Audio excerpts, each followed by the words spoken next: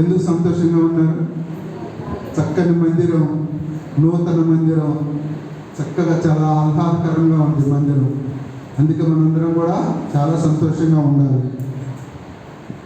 ఇందాక మనం ఫస్ట్ వాక్యం ధ్యానంలోకి వెళ్ళే ముందు చిన్న తలలో వచ్చినట్టు చిన్న ప్రార్థన చేసుకొని వాక్య ధ్యానంలోకి వెళ్దాం. పరిశుద్ధుడా పరిశుద్ధుడా పరిశుద్ధుడా, ప్రేమగల నాయన, జీవము గల తండ్రి, నీకే వందనాలు, స్తుతులు, స్తోత్రములు చెల్లిస్తున్నామయ్యా. ఈ పరిశుద్ధ దినమున, పునరుద్ధాన దినమున ప్రభాన తండ్రి, మేమందరం చిన్న మందగా చేరి నీ సన్నిధిలో నేను ఘనపరుస్తూ మయపరుస్తూ నాయన, ఈ సమయానికి లెక్కలేని స్థుతి స్తోత్రములు చెల్లిస్తున్నామయ్యా. ఇదిగో నాయన, అల్పుడి అయోగ్యుని ఎందుకు పనికి రాని వారి ప్రభావ తండ్రి, నీ సన్నిధానమును నిలబెట్టిన విధానానికి వందనాలు చెల్లిస్తున్నామయ్యా. నేను కాదు కానీ మాట్లాడేది ప్రభావం తండ్రి, మీరు నాలో ఉండి మాట్లాడమని ప్రార్థిస్తున్నామని వందనాలు చెల్లిస్తున్నాం. నాయన ఇక్కడ చేరిన ప్రతి బిడ్డకి ఏ వాక్యం కావాలో ఆ వాక్యం బోధించిన జ్ఞానమును దయచేయమని వేడుకుంటున్నాం ప్రభా, నీకు వందనాలు చెల్లిస్తున్నాం. ఇక్కడికి వచ్చిన ప్రతి బిడ్డని దీవించి ఆశీర్వదించమని, ఈ ఆరాధనతో మేము తోడుగా ఉండి అధ్యక్ష వహించమని యేసు నామమున ప్రార్థించి అడిగి వేడుకుంటున్నాము తండ్రి. ఆమేన్, ఆమేన్, ఆమేన్. Praise lord. పరిశుద్ధ పరిశుద్ధ అనే పాట ఏ సందర్భంలో పాడతాము? అందరు చెప్పడం లేదు. ఏ సందర్భంలో మనం పాడతాం? వివాహ సందర్భంలో పాడతాం. మళ్ళీ లాస్ట్ పాడు మంగళం వేసిన మంగళం ఎప్పుడు పాడతారండి? అది కూడా అయితే మీకు దాదాపు ఈరోజు అంశం ఏదో మీకు అర్థమై ఉంటుంది. ఏంటిది ఈరోజు అంశం అండి? వివాహము. వివాహం ఇంకా అర్థాలు ఏమున్నాయండి? ఇంకేమున్నాయి అర్థాలు వివాహానికి? ప్రేమ వివాహము, శాశ్వత ప్రేమ, తర్వాత ప్రేమతో కూడిన వైవాహిక జీవితం. ఈరోజు చాలా ప్రాముఖ్యమైన అంశము మ్యారేజ్. ఎంతమంది కుటుంబ సమేతంగా ఈ మందిరానికి వచ్చారు ఈరోజు? ఒకసారి చేతులెత్తుతారా? కుటుంబ సమేత భర్త భార్య వచ్చిన వాళ్ళు దేవునికి స్తోత్రం కలుగునుగా. హల్లెలూయా. అయితే ఇక్కడ ప్రేమ అంటే మ్యారేజ్ అనే దానికి అర్థం ఏంటంటే ప్రేమ, ఆప్యాయత, గౌరవం ఇవన్నీ కలిస్తేనే వివాహ జీవితం. అంటే భార్య భర్తల మధ్య ఏముండాలండి? ప్రేమ ఉండాలి, ఆప్యాయత ఉండాలి, ఒకరికొకరు గౌరవించుకోవాలి. అలా ఉన్నప్పుడు ఈ యొక్క వివాహ బంధం అనేది నిలబడతా ఉంటుంది. తర్వాత ఇంకోటి ఏంటంటే, ఇలాంటి జీవితంలో భాగస్వామ్యం మధ్య మనకి సత్సంబంధాలు కలిగి ఉండాలి. ఎవరైతే భర్త భార్య ఉంటారో వారి మధ్య కూడా అవినాభావ సంబంధం కలిగి ఉండాలి. అలా అవినాభావ సంబంధం ఎప్పుడైతే కలిగి ఉంటారో ఆ యొక్క వారి యొక్క జీవితం ఎలా ఉంటుందండి? సంపూర్ణంగా ఉంటుంది. దేవుడు సెలవిస్తూ ఉన్నాడు. అయితే ఇక్కడ ఇంకోటి ఏంటంటే, మనము ఒకరినొకరు అర్థం చేసుకోవాలి. భార్య భర్తలు అంటే, ఎందుకంటే దేవుడు ఏర్పాటు చేసిన వివాహం కనుక భార్య భర్తలు ఏం చేయాలంటే ఒకరికి ఒకరు అర్థం చేసుకొని ఒకరి కష్టాల్లో ఒకరు పాల్పంచుకుంటూ ఒకరికొకరు చేదోడు వాదాడుకుంటూ జీవించాలి. అదే వివాహం యొక్క అర్థము. అయితే వివాహము జీవితాంతము నిలిసే ఒక పెళ్ళి. అంటే మన జీవితాంతం కలిసి ఉండాలి. ఎందుకంటే దేవుడు ఏర్పాటు చేసిన వివాహం కనుక మన మధ్యలో విడిపోవడానికి దేవుడికి ఇష్టం ఉండదు. ఎప్పుడు మీరు ఎవరికైతే ఈ యొక్క భార్య భర్తల మధ్య ఎవరైనా తేడాలు వచ్చి ఎవరైతే ఉంటారో అలాంటి సందర్భంలో తప్ప ఈ వివాహాన్ని నరుడు కానీ ఎవరు కానీ విడదీయడానికి వీలు లేదు. ఎందుకంటే దేవుడు పరిశుద్ధపరచబడిన వివాహం కనుక. అయితే వివాహం అంటే, వివాహంలో ఎన్ని అక్షరాలు ఉన్నాయండి? వివాహంలో ఎన్ని లెటర్స్ ఉన్నాయి? 4 ఉన్నాయి కదా. వి అంటే అర్థం ఏంటిది? ఈరోజు కొంచెం క్లుప్తంగా చెప్పాలి. మ్యారేజ్ గురించి నేను చాలా ప్రిపేర్ అయ్యాను. వి అంటే అర్థం ఏంటిది? దేవుడు విడివిడిగా ఉన్నవారు ఏకం కావడం. ఆది కాండము 2వ అధ్యాయం 18వ వచనం ఒకసారి చదవండి. ఆది కాండము 2వ అధ్యాయం 18వ వచనం. మరియు దేవుడైన యెహోవా నరుడు ఒంటరిగా ఉండటం మంచిది కాదు, వానికి సాటి అయిన సహాయమును వాని కొరకు చేయదు అనుకున్న దేవుని స్తోత్రం. హల్లెలూయా. ప్రప్రథమంగా ఏదైనా తోటలో ఆదామును సృష్టించిన దేవుడు ఆ ఏదైనా తోటలో ఆదాము ఒంటరి ఉండటం ఆయనకి ఇష్టం లేదు కనుక అతనికి సహకారిగా ఒక నిర్మించాలనే ఉద్దేశంతో అప్పుడు యేసుక్రీస్తు వారు ఏం చేస్తారండి, ఆదాముకి మత్తు కలిగించి గాఢ నిద్రను కలిగించి ఆ ప్రక్కటెముకలో ఒక ఎముకను తీసేసి దానికి మాంసము చేర్చేసి ఆమె స్త్రీగా నిర్మిస్తుంది. అప్పుడు ఆదాము ఏమంటాడండి, నా ఎముకలలో ఎముక, నా మాంసముల మాంసము, నా నరులో నుండి తీయబడింది కనుక నాది అంటామని చెప్పి సెలవిస్తా ఉన్నాడు. అందుకు వారిద్దరిని కూడా ఏం చేస్తారు, ఒకరికొకరిని దేవుడు జతపరిచాడు. విడివిడిగా ఉన్న వారిని జతపరుస్తూ ఉన్నాడు. అనగా ఎప్పుడైతే మనము భర్త భార్య కలవాలంటే దేవుడి యొక్క ప్రణాళిక ఉండాలి. ఆ ప్రణాళిక కొంతమంది వివాహం వరకు చాలా మంది చూస్తూ ఉంటారు సంబంధాల కొరకు. కానీ ఆయన ఏర్పాటు చేసిన, ఆయన పుట్టక మునిపే, ఆయన గర్భంలో పుట్టక మునిపే ఆయన నిర్మించి ఉంటాడు వాళ్ళకి సహకారిని. అలాంటిది ఎక్కడో ఉంటుంది కనుక ఆయన యొక్క నిర్మాణం అనేది ఎక్కడుందో ఆ సమయం వచ్చేంత వరకు కూడా మనము ఎన్ని కార్యాలు తలపెట్టినా కూడా అవి జరగవు. అందుకని చాలా మంది 30-40 సంబంధాలు చూసినా ఉంటాము. అవన్నీ నెరవేరే కారణం ఏంటంటే ఆయన ప్రణాళిక వేరే దగ్గర ఉంటుంది కాబట్టి. దేవుని స్తోత్రం, హల్లెలూయా హల్లెలూయా. తర్వాత రెండో అక్షరం ఏంది మనకి, వా అంటే ఏంటిది, దేవుని స్తోత్రం, వాక్య ప్రకారము జీవించడం. యాకోబు పత్రిక 1వ అధ్యాయం 23 వచ్చింది, ఒకసారి చదవండి. యాకోబు పత్రిక, ఎవడైనను వాక్యం వినువాడయుండి దాని ప్రకారం ప్రవర్తింపిన వాడైతే వాడు అర్థములో సహజ ముఖమును చూసుకొని మనిషిని పోలి ఉన్న. దేవుని స్తోత్రం, హల్లెలూయా. ఎవరైతే దేవుని సన్నిధిలో ఉండి దేవుని వాక్య ప్రకారం నడుచుకుంటారో, దేవుని యొక్క ఆజ్ఞలకు లోబడి నడుచుకుంటారో వారందరూ కూడా దేవుని సన్నిధిలో కుమారులు కనబడతా ఉంటారు. ఏమంటుండు, దేవుని వాక్యంలో ఎదగాలి మనం. కొంతమంది మందిరానికి వస్తూ ఉంటారు. మందిరానికి వచ్చినప్పుడు వాక్యం శ్రద్ధగా వినాలి. ఆ వాక్యాన్ని మనం ఏం చేయాలి, ఇంటికి వెళ్ళిన తర్వాత ఏం చేయాలి, మనము నెమరు వేసుకోవాలి. నెమరు వేసుకోవడం అంటే ఏం తెలుసా, ఈ లోకరీత్య పశువులు ఏం చేస్తాయండి, గడ్డి అంటుందండి, గడ్డిని త్వరగా తిని ఉండలుండలు చేసుకుంటే తింటాయి. ముందు తిన్న తర్వాత ప్రశాంతంగా కడుపు నిండిన తర్వాత పడుకొని ఒక్కొక్క మరలా నోట్లని తెచ్చుకొని మెత్తగా నవిలప్పుడు నిండుద్ది అనమాట. అంటే అది ఏం చేస్తుంది, ముందుగా ఏం చేస్తుంది అంటే ఆహారం మొత్తం ముందుగా తీసుకుంటుంది. ప్రశాంతంగా కూర్చొని దాన్ని నెమరు వేస్తూ ఉంది. మనం కూడా దేవుని సన్నిధిలో వాక్యం విని ఆ వాక్యాన్ని మనం ఇంటికి ఏం చేయాలంటే మనము ఒకసారి మనం నెమరు వేసుకోవాలి. అంటే ఈరోజు ఏం జరిగింది, ఏ అంశం చెప్పారు, దేని ప్రకారం చెప్పారో మనం నెమరు వేసుకోవాలి. అలా నెమరు వేసుకుంటేనే మన వాక్య ప్రకారం జీవిస్తామని దేవుడు సెలవిస్తూ ఉన్నాడు. తర్వాత మూడవ వాక్యం ఉంది. మూడవ వర్డ్ ఏంటి మనకి, అంటే ఏంటి, ఆగాదు, ఒకరినొకరు అందుకునుట. తీయండి ఆదికాండము 2వ అధ్యాయం 24 వచ్చిన ఒకసారి తీయండి.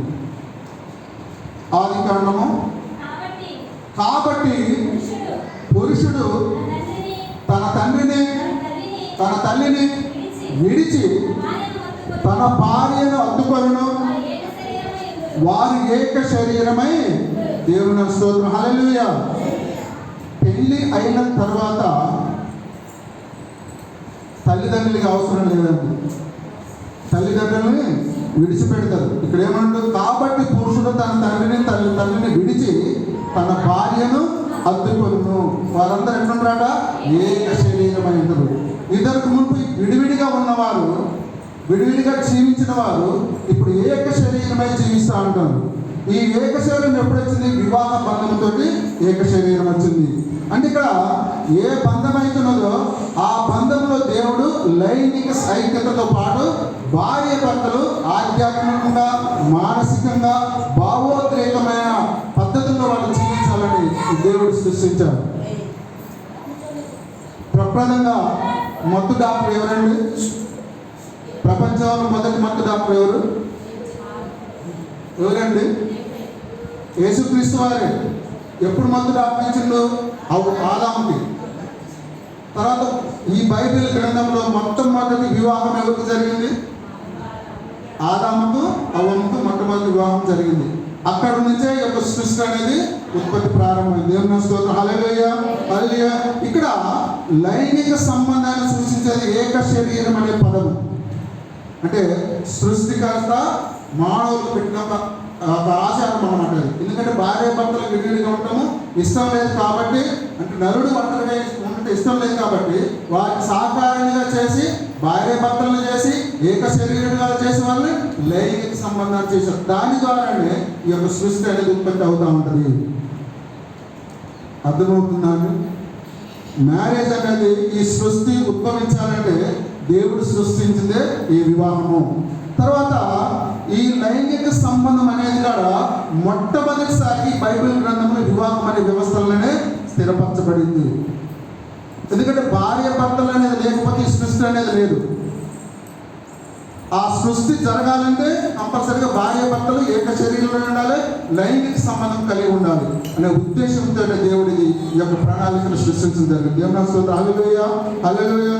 కాబట్టి దేవుడు ఉద్దేశానుసారంగానే ఈ యొక్క కోరికను నరులకు సృష్టింపజేశాడు. ఎందుకంటే ఆయన ప్రణాళిక జరగాలి, సృష్టి పెరగాలి. ఈ సృష్టి అంతా పెరగాలంటే పునరుత్పత్తి జరగాలి, అంటే ప్రజలు ఉద్భవించాలి, అనేక జనాంగముగా ఉండాలనే ఉద్దేశంతో దేవుడు స్థిరపరచడం జరిగింది. దేవుని స్తోత్రం. హల్లెలూయా, హల్లెలూయా. అలా కాకుండా వివాహానికి ముందు కానీ వివాహానికి తర్వాత కానీ భర్త భార్య ఉండగా వేరొక స్త్రీతోటి సంబంధం పెట్టుకుంటే అది దేవుడికి ఇష్టమైనది కాదండి. పురుషుడు కూడా వేరొక స్త్రీతోటి సంబంధం పెట్టుకుంటే అది దేవుడికి ఇష్టమైన ప్రణాళిక కాదు. ఆయన ప్రణాళిక ఏంటి? ఇద్దరు కూడా ఏక శరీరులై ఉండాలనే ప్రణాళికతో ఈ యొక్క వ్యవస్థను స్థిరపరచడం జరిగింది. దేవుని స్తోత్రం. హల్లెలూయా, హల్లెలూయా. ఇక చివరి వచనం ఏంది? మనకు వర్డ్ మూ అంటే ఏంటి అర్థం? మూ అంటే అర్థమైంది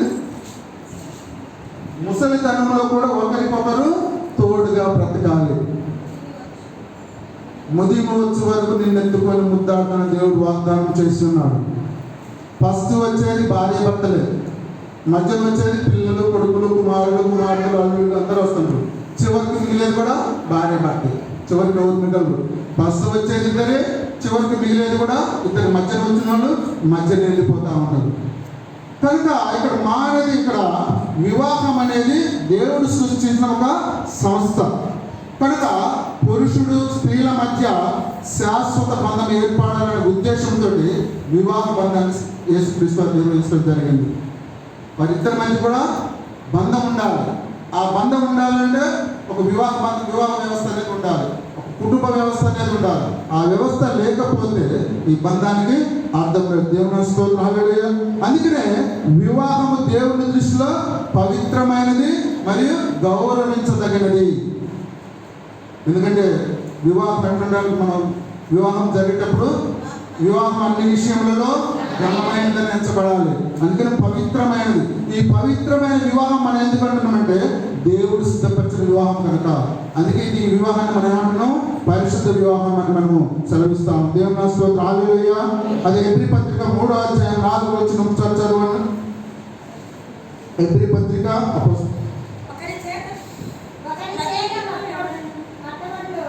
13వ అధ్యాయం 4వ వచనం. వివాహం అన్ని విషయములలో ఘనమైనది కాను, పార్పు నిష్కమైగాను ఉండాలి. ఇక్కడ ఏంటంటే వివాహం ఏంటంటే అన్ని విషయములలో ఘనమైనదిగా ఎంచబడాలి. నెక్స్ట్ ఏంటంటే పాన్పు నిష్కలమైనదిగా ఉండాలి. పాన్పు అంటే అర్థం ఏంటండి?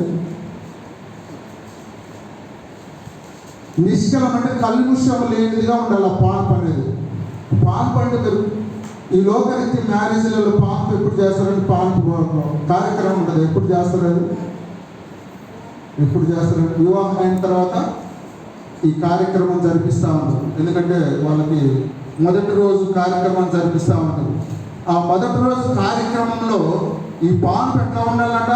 నిష్కలంకమైనదిగా ఉండాలి, అంటే కల్ముషం లేనిదిగా ఉండాలని చెప్పి దేవుడు సెలవిస్తాం ఇక్కడ. అందుకనే అపోస్తలుడైన పౌలు వివాహాన్ని అందరూ గౌరవించాలని ఇక్కడ హెబ్రీ పత్రికలో సూచించడం జరిగింది. ఏం చేయాలంట? పౌలు గారు అదే అంటాడు, వివాహాన్ని అందరూ కూడా గౌరవించాలి, దాన్ని అన్ని విషయంలో ఘనమైనదిగా ఎంచాలని పౌలు గారు సెలవిస్తూ ఉంటుంది. దేవుని స్తోత్రం. హల్లెలూయా, హల్లెలూయా.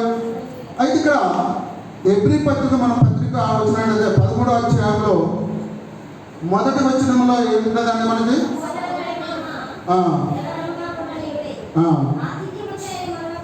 చాలా అక్కడ ఇక్కడ క్రైస్తవులు పాల్గొనవలసిన నిర్దిష్టమైన 5 కార్యక్రమాలు ఈ వాక్యంలో ధ్యానించబడి ఉన్నాయి.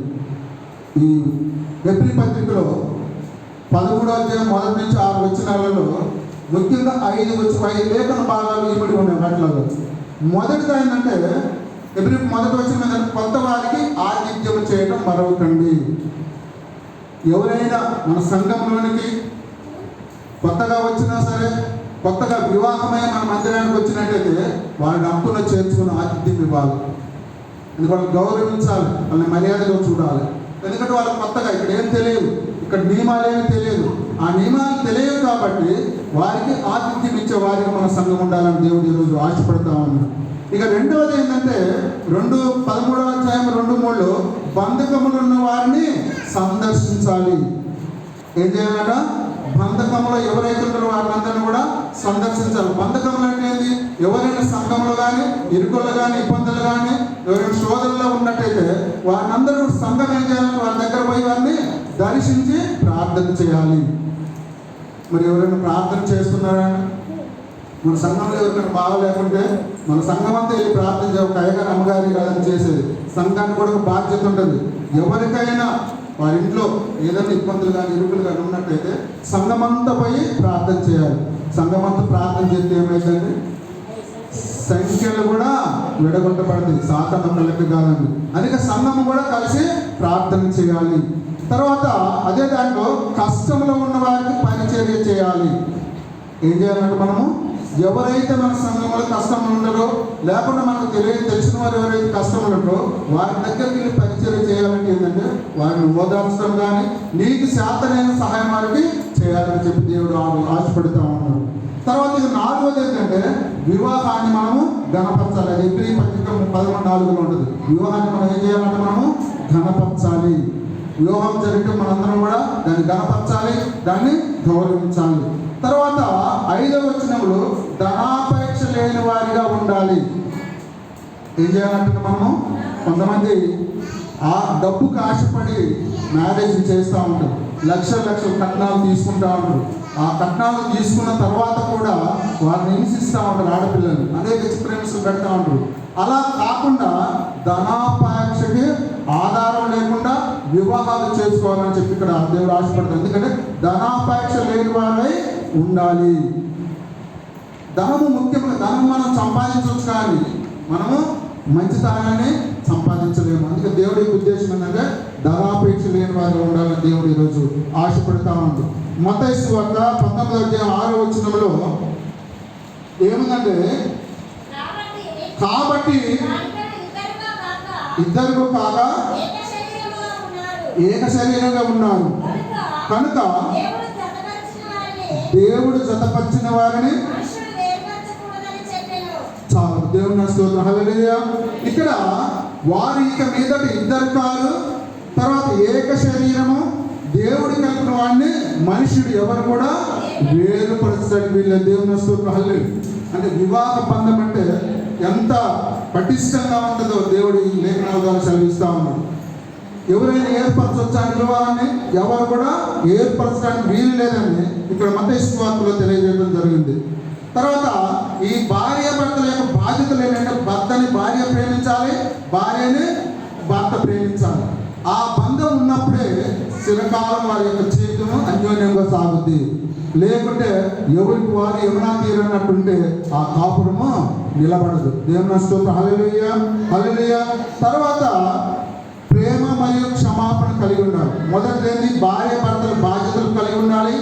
రెండోది ఏంటంటే ప్రేమ మరియు క్షమాపణ. ఒకరికి ప్రేమ ఉండాలి. ఎవరైనా ఒకవేళ తప్పు చేసి ఒకరికొకరు క్షమించకుండా కలిగి ఉండాలి. అలా కలిగి ఉన్నప్పుడే ఆ యొక్క బంధము సంపూర్ణంగా నిలబడతారు, వివాహ వ్యవస్థ అనేది. తర్వాత మూడోది ఏంటంటే మరి దేవునిపై ఆధారపడాలి. ఈ భార్య భర్తలు ఇరువురు కూడా ఏ విధంగా ఉండాలట? దేవునిపై ఆధారపడాలి. ఎందుకు దేవునిపై ఆధారపడాలి? కుటుంబంలో ఏమైనా సమస్యలు కానీ, లేకపోతే సంతానం లేకున్నా కానీ, తర్వాత వాటి ఏదైనా సమస్యలు వచ్చినా కానీ ముందుగా ఏం చేయాలి? మనం దేవుడిని అడగాలి. ఆ దేవుడి మీద ఆధారపడి మనం ఏదైనా చేసినట్టు ఖచ్చితంగా మనకి ప్రతిఫలన దేవుడు ఇస్తారు. దేవుని స్తోత్రం. హల్లెలూయా, హల్లెలూయా. తన కీర్తన గ్రంథం 122 అధ్యాయం 3వ వచనం చదవండి. నీలోగిట నీ భార్య ఫలించు ద్రాక్ష వలె నుండును, నీ భోజనపు బల్ల చుట్టూ నీ పిల్లలు ఒలీవ మొక్కల వలె. దేవుని స్తోత్రం. హల్లెలూయా. భార్య భర్తలు ఇక్కడ కీర్తనకు దావీదు అనే మహారాజు గారు ఏమంటుందంటే, నీలోగిట నీ భార్య ఫలించు ద్రాక్షవల్లిగా ఉండాలి. ఫలించడం అంటే సంతానాభివృద్ధిగా ఫలించాలి. ద్రాక్షవల్లితో పూడుతూ ఉండదు. ద్రాక్ష చుక్కలు ఎన్ని ఉంటాయంటే తీరుకి అనేకమైన ఉంటాయి. అంటే నీ యొక్క సంతానము అనేక విధాలుగా విస్తరించాలని, నీ భార్యలోగిట ద్రాక్షవల్లిగా ఉండాలని చెప్పి దావీదు మహారాజు గారు వర్ణిస్తూ ఉంటారు. దేవుని స్తోత్రం. హల్లెలూయా, హల్లెలూయా. ఏమన్నా నీ భోజనపు బల్ల చుట్టూ పిల్లలు ఒలీవ మొక్కల వల్ల ఉండాలి. ఒలీవ మొక్క చాలా శ్రేష్టమైనదండి. అది ఆయుర్వేదంలో దాని యొక్క నూనెని, తైలాన్ని వాడతాము. తర్వాత అభిషేకానికి వాడతాము తైలాన్ని కూడా, ఒలీవ తైలాన్ని కూడా. అందుకే ఆ శ్రేష్టమైన మొక్కతోటి పిల్లలు దావీదు మహారాజు గారు పోలుస్తూ ఉన్నాడు. దేవుని స్తోత్రం. హల్లెలూయా, హల్లెలూయా. తర్వాత పెళ్లి లేక వివాహము దేవుడిచ్చిన బహుమతి. ప్రసంగి గ్రంథం 4వ అధ్యాయం 12వ వచనం ఒకసారి 4:12.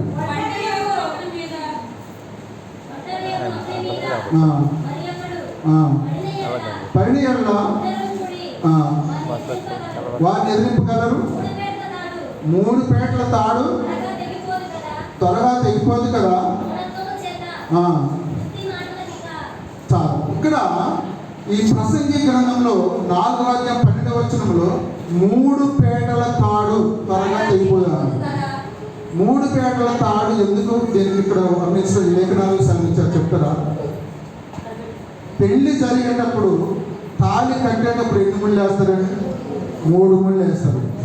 దానికి సాదృశ్యంగా మరియు ఇక్కడ ఈ 3 పేటలు అనేది ఇంకో దానికి ఏంటంటే, కొంతమంది బాటసార్లు అరణ్య ప్రాంతంలో ప్రయాణం చేస్తూ ఉంటారు.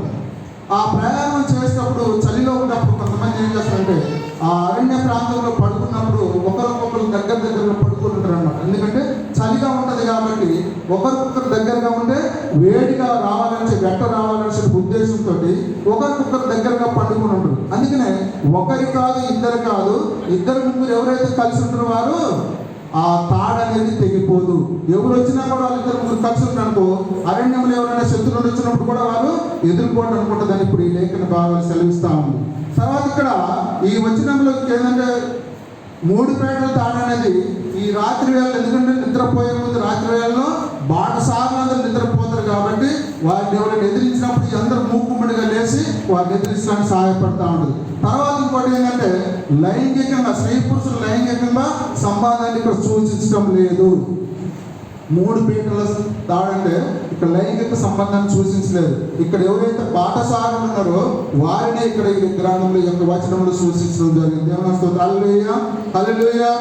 తర్వాత వివాహం అనేది బలమైనది లేకపోతే సహవాసము కోసం అన్నమాట. వివాహం బలమైనది మరియు ఒకరికొకరు స్నేహితులుగా ఉండాలి.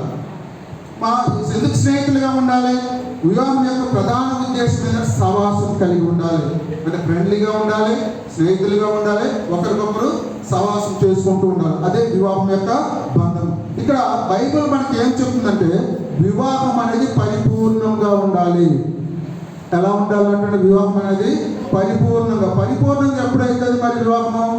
ఎప్పుడైతే భర్తకు లోపడతావో, ఎప్పుడైతే భార్యకు లోపడతావో, ఎప్పుడైతే నువ్వు భర్తను ప్రేమిస్తావో, భార్యను ప్రేమిస్తావో, నువ్వు ఎప్పుడైతే భార్యల అభిమానం, ప్రేమను కలిగి ఉంటావో, ఇవన్నీ కూడా కలిగి ఉన్నప్పుడే నీ యొక్క వివాహ బంధం ఏం చేస్తాడ? పరిపూర్ణంగా ఉంటుంది. దేవుని స్తోత్రం. హల్లెలూయా, హల్లెలూయా. ఇక్కడ మనకి యాకోబు గారు ఏం చేశాడంటే అక్కడ వివాహ బంధం బలంగా ఉందంటే రాహేలుని ప్రేమించాడు.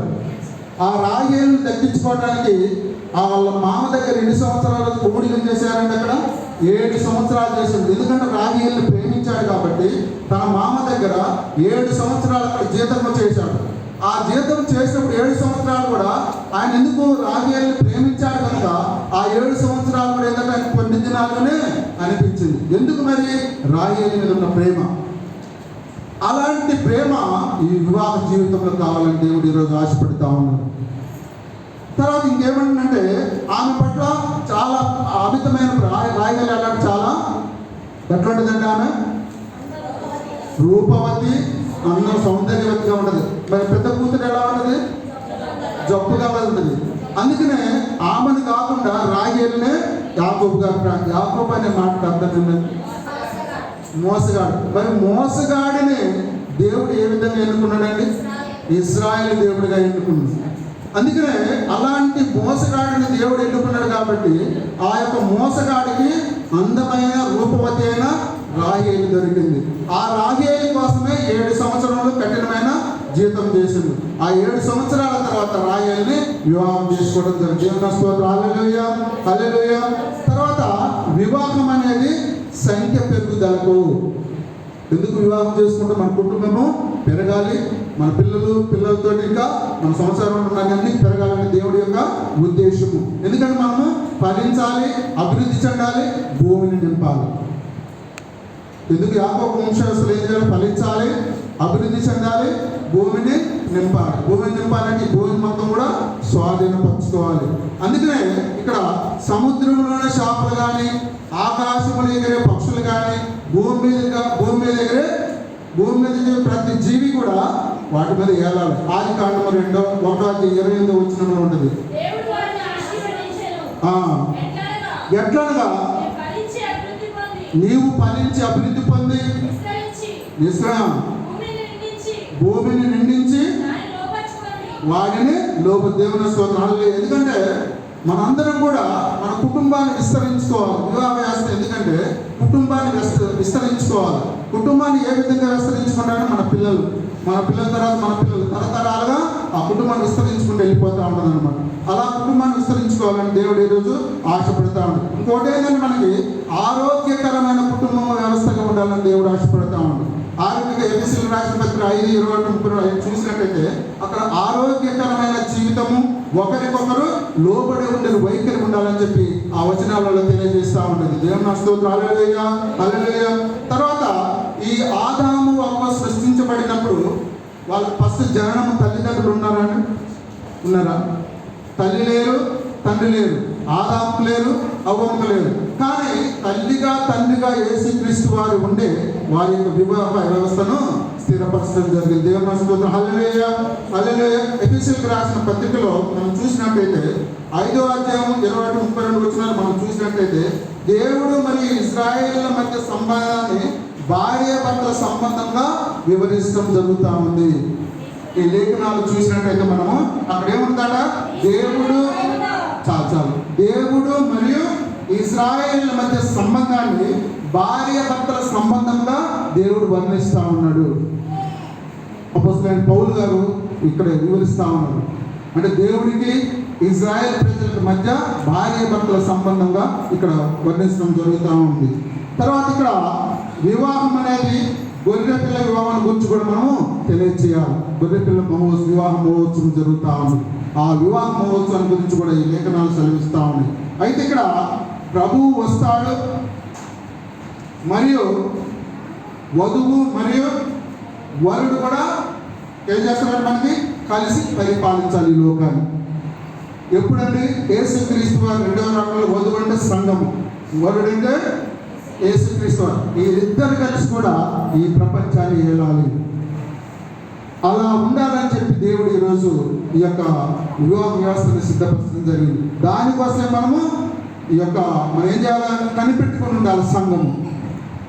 ఆ సంఘం అట్లా కనిపెట్టుకొని ఉంటే మనం వ్యవస్థ అనేది బలపడుతూ ఉంటుంది. సంఘం కూడా ఏం చేయాలంటే వ్యవస్థ ఏం చేయాలంట?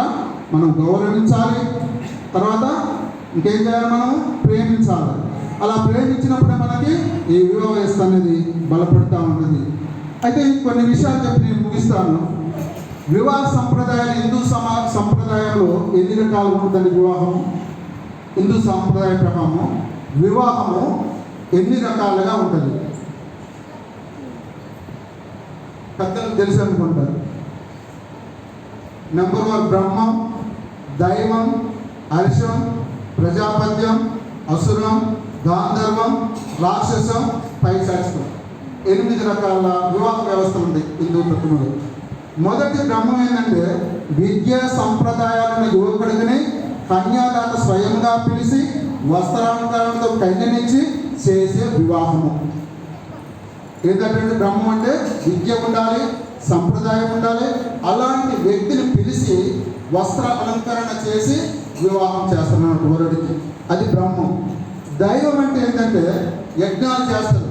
అంటే పిల్లలు మ్యారేజ్ కాకుండా యజ్ఞాలు చేసి యాగాలు చేసి వాళ్ళందరూ కూడా నిర్వహించే వారి జ్ఞానం ఏదైతే కలిగి ఉండదో, తెలివి ఏదైతే జ్ఞానము తెలివి కలిగి ఉండదో అలాంటి వారికి తన కూతురు నుంచి వివాహం చేసే వ్యవస్థే దైవం.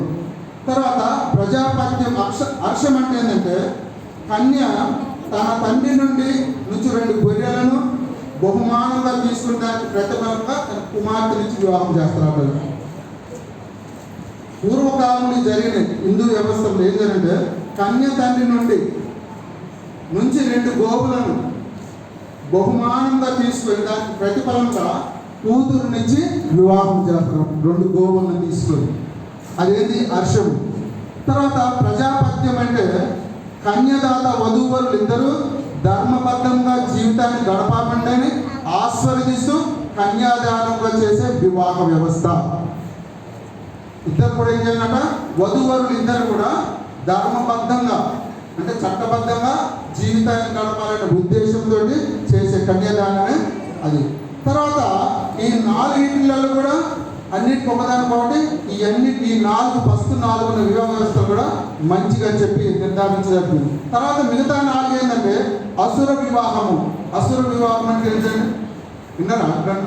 వరుడు కన్యాదాతకు కొంత డబ్బిచ్చి కన్యాశుల్కం అంటారు. అది వధువుకే వరుడు డబ్బులిచ్చి ఆ వధువును కొనుక్కొని పెళ్లి చేసుకోవటం, అది అసుర వివాహం అంటారు. అది కన్యాశుల్కం అంటారు. అది తర్వాత గాంధర్వ వివాహం అంటే ఏంటంటే ఇప్పుడు మన ప్రజెంట్ జరిగే గాంధర్వ వివాహాలు మన ప్రపంచంలో. అదేంటంటే వధువరులిద్దరు ఇష్టపడి తల్లిదండ్రుల ప్రమేయం లేకుండా చేసుకునే వివాహము. ఈ రోజులో పిల్లలు ఏం చేస్తారండి, ఎవరు ఇద్దరు ఎక్కడో కాలేజీలలో ఎక్కడో ప్రేమించుకుంటాను, ప్రేమించుకొని ఎక్కడికో తల్లిదండ్రులు లేకుండా ఏ గుళ్ళకు పోతారు, పెళ్ళిళ్ళు చేసుకుంటారు. దాన్ని గాంధర్వ వివాహం అంటారు. ఇక రాక్షస వివాహం అంటే ఏంటంటే స్త్రీ అంగీకారం లేకుండానే అవసరమైతే ఆమె బంధువులను కూడా తప్పించి తీసుకెళ్ళి ఎత్తుకెళ్ళి పెళ్లి చేసుకోవడం, దాన్ని రాక్షస వివాహం అంటారు. ఇక పైచాచిక వివాహం అంటే ఏంటంటే స్త్రీకి మొద్దు మందించి లేక నిద్రాస్తులను చేసి అపస్మారక స్థితిలో ఉన్నప్పుడు ఆమెను తీసుకెళ్ళి పెళ్లి చేసుకోవడం. ఇవన్నీ కూడా హిందూ ఆచారంలో జరిగే, ఇవన్నీ కూడా వాళ్ళకి హిందూ చట్టంలో ఉండేవి. ఇవన్నీ కూడా కనుక మన పెళ్లి వ్యవస్థ ఏంటంటే దేవుడు సృష్టించిన వివాహం. ఇది ఆ దేవుడు సృష్టించిన వివాహాన్ని మనము గౌరవించాలి, అభిమానించాలి. కనుక ఈ సృష్టి యొక్క వివాహం యొక్క సృష్టి ఏంటంటే ప్రేమ ఉండాలి, ఎట్లుండాలి, జీవితాంతము కలిసి ఉండాలి. తర్వాత కొత్త వారికి ఆతిథ్యం ఇవ్వాలి, బంధకములో ఉన్న వారిని సందర్శించాలి.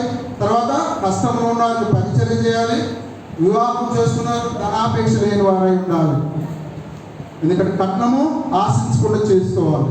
అలా ఉన్నప్పుడే ఈ వ్యవస్థ బలపడుతుందని దేవుడు ఈరోజు ఆశపడతా ఉన్నాడు. కనుక ఈ చిన్న వాక్యం దేవుడు దీవించి ఆశీర్వదించునుగా. ఆమేన్. అందరూ మోకాలు వేసినట్టు కూర్చున్న ప్రార్థన చేస్తున్నాం.